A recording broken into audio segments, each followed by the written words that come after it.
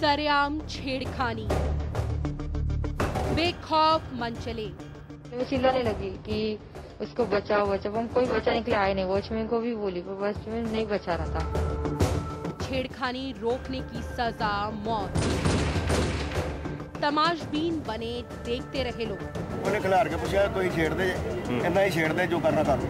क्या खत्म हो गया है कानून का खौफ?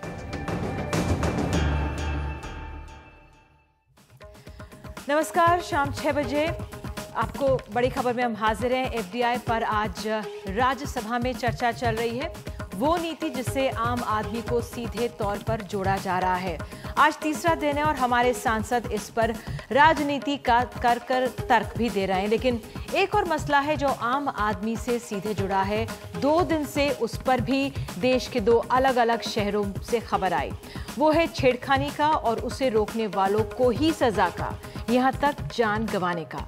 आज के दौर में कुछ ही साहसी बहादुर सड़कों पर देखने को मिलते हैं जो मुश्किल में फंसे लोगों को बचाते हैं। इस पर अगर जान चली जाए, पुलिस की कार्रवाई ना हो तो बहुत देर से, और पीछे छूटा परिवार न्याय के लिए लड़े तो वो लंबी चलती रह जाती है। पिछले हफ्ते सुप्रीम कोर्ट ने दिशा निर्देश जारी किए इसके लिए, जिसमें सार्वजनिक जगहों पर महिला पुलिसकर्मी सादे कपड़ों में हो, लेकिन अगर पुलिस वाले की लड़की ही निशाने पर हो और वो अपनी बेटी को बचाने जाए और पीछे पड़ा सत्ताधारी नेता पिता पर गोली दाग दे तो क्या किया जाए।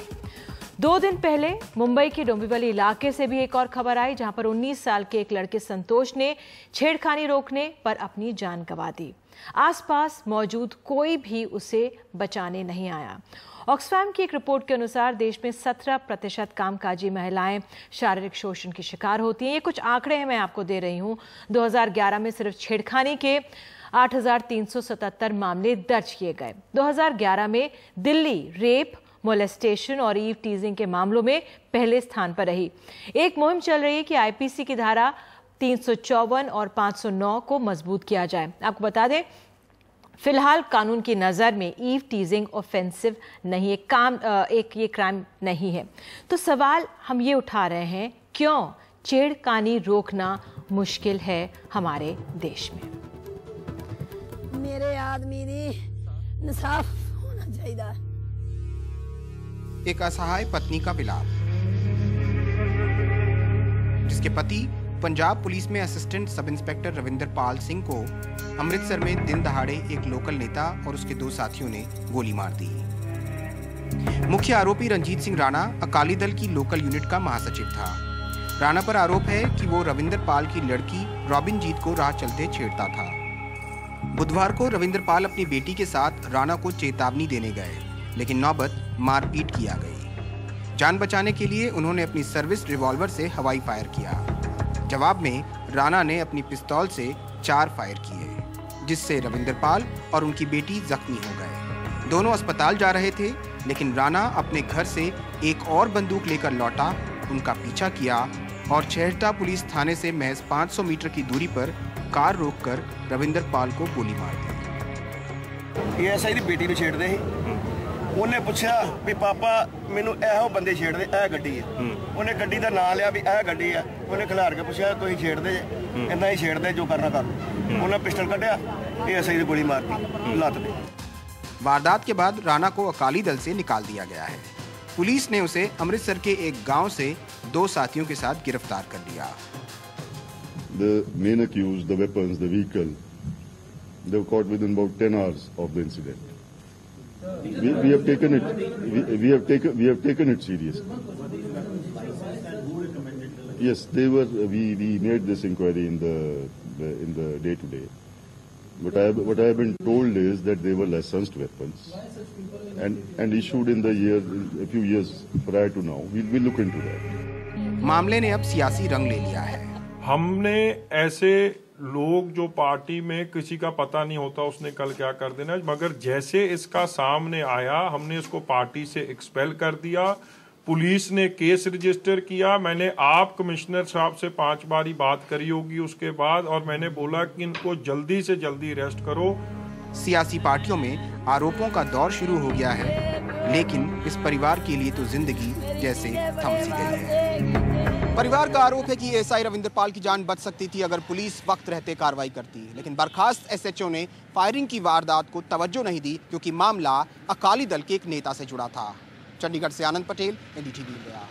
तो हमारे साथ कुछ खास मेहमान जुड़ चुके हैं, कुछ जुड़ने वाले हैं। अजय चौधरी दक्षिण पूर्व दिल्ली के एडिशनल कमिश्नर हमारे साथ हैं। सुखपाल खेड़ा नेता पंजाब कांग्रेस के हमारे साथ हैं और रंजना कुमारी निदेशक सीएसआर हमारे साथ जुड़ चुकी हैं। कुछ और गेस्ट जुड़ेंगे, लेकिन फिलहाल सबसे पहले रंजना कुमारी, मुंबई से खबर आती है और अब आज ये पंजाब से खबर आपने देखी। छेड़खानी रोकने की कोशिश होती है, अपने घर की लाज को बचाने की कोशिश होती है, कोई बहादुरी से बाहर निकलता है लेकिन जान गंवानी पड़ती है। अब जिस तरह से मीडिया में मामला सामने आया है, जो नेता है उसको तो पार्टी से हटा दिया गया, जो एसएचओ था, क्योंकि जो पास में पुलिस थाना है उसका एसएचओ उसको बर्खास्त कर दिया गया। लेकिन ऐसे मामले बार बार जब सामने आते हैं और आप ऐसे मामलों को बहुत गहराई से देखती समझती हैं, क्या कहेंगी?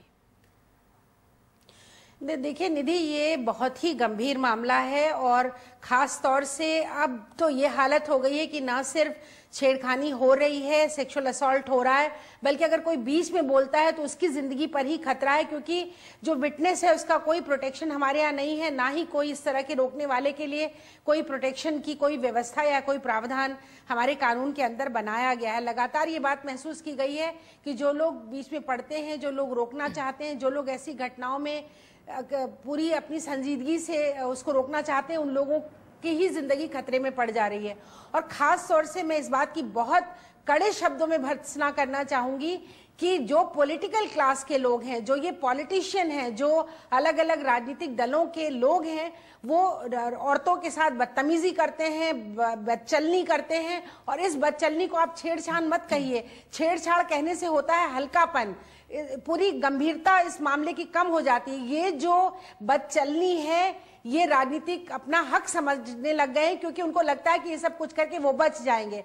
अब ये फॉर्चुनेट है कि मीडिया ने इस किस्से को ले लिया पूरा सब कुछ, तो वो शायद गिरफ्तार भी हो गया जो अकाली दल का कार्यकर्ता है।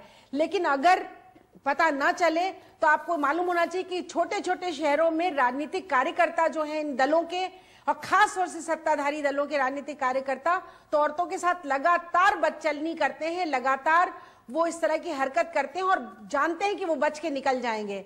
तो जरूरी है कि 354 का कानून कड़ा बनाया जाए, क्योंकि कोई सजा का प्रावधान इतना छोटा है कि उसका असर ही नहीं होता है, ना ही पुलिस उसको सीरियसली लेती है। और इस केस में भी आप देखिए कि पुलिस ने इस पूरी घटना को सीरियसली नहीं लिया। ठीक है। India's #1 news app just got even better. Download NDTV's new app, fully optimized for retina display, full screen view, faster response time, and Sudoku. NDTV's new iPad app. Download now.